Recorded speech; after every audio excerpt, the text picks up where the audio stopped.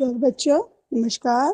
आज हम आपके हिंदी पाठ्यक्रम पर आधारित वसंत के पाठ सुदामा चरित से चर्चा करेंगे, जिसकी कवि हैं नरोत्तम दास जी। इसमें बताया गया है कि आदर्श मित्रता क्या होती है। आदर्श मित्रता धनवान और गरीब के बीच की मित्रता होती है, जो कि कायम भी रह सकती है। जबकि हमने आज की डेट में देखा है रिश्ते नाते सिर्फ पैसों पर ही आधारित हैं, जबकि इसमें श्री कृष्ण जी और उनके मित्र सुदामा जी के आदर्श मित्रता के बारे में चर्चा की गई है।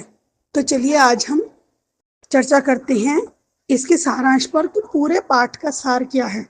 पाठ में बेटा क्या होता है कि कई बार आप चैप्टर नहीं पढ़ते हो और एग्जाम आ जाता है तो आपको समझ ही नहीं आता कि पाठ किस चीज पर आधारित है। तो मैं आपको एक शॉर्ट समरी प्रस्तुत करने जा रही हूँ।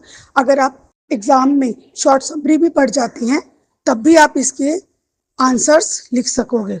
ठीक है, तो चलिए हम शुरुआत करते हैं। सुदामा की पत्री ने आग्रह करके सुदामा को श्री कृष्ण के पास भेजा था। सुदामा मलिन वस्त्र पहने एवं नंगे पैर द्वारकापुरी पहुंच गए। द्वारपाल ने उनका परिचय श्री कृष्ण को उसी रूप में दिया। श्री कृष्ण ने भाव विह्वल होकर उनका स्वागत किया। भाव विह्वल होना मतलब दिल से वो इतने खुश हुए कि वो अपने भाव ही नहीं व्यक्त कर पा रहे थे जब उनके मित्र एक दीनहीन अवस्था में उनसे मिलने के लिए उनके राजमहल में पहुंचे। उनकी फटी एड़ियां और कांटे चुभे पांव देखकर वे द्रवित हो उठे। परात के पानी की जगह आंसुओं से उन्होंने उनके पैर धो डाले। सुदामा चावल अर्थात चिवड़ा की पोटली बगल में छिपा रहे थे। श्री कृष्ण ने उसे हंसी मजाक करते हुए मांग लिया। चावल खाने के बाद कुछ दिन रोककर सुदामा जी को श्री कृष्ण ने खाली हाथ विदा किया। अर्थात श्री कृष्ण जी ने अपने मित्र को कुछ समय पश्चात अपने रखने के पश्चात विदा किया। सुदामा नाराज होकर सोचने लगे कि मेरे मित्र ने तो मुझे खाली हाथ भेज दिया, क्योंकि श्री कृष्ण जी ने जब उनको विदा किया था तो उन्हें खाली हाथ ही दे दिया, कुछ गिफ्ट वगैरह नहीं दिए। सुदामा नाराज होकर मन में सोचने लगे कि दही के लिए हाथ फैलाने वाला भिखारी मुझे क्या देगा।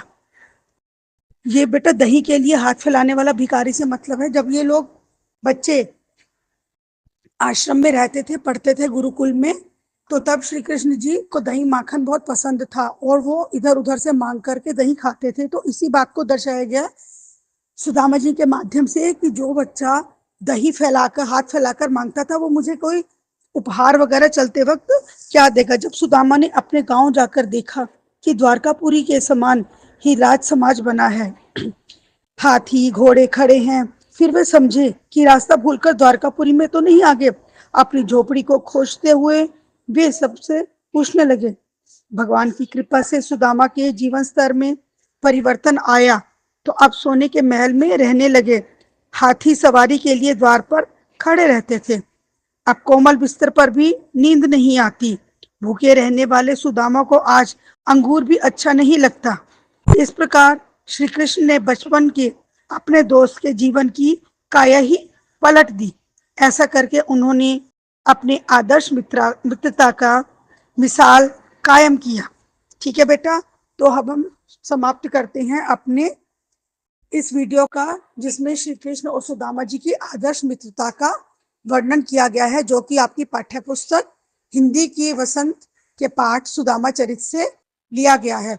आशा है आपको ये वीडियो पसंद आया होगा।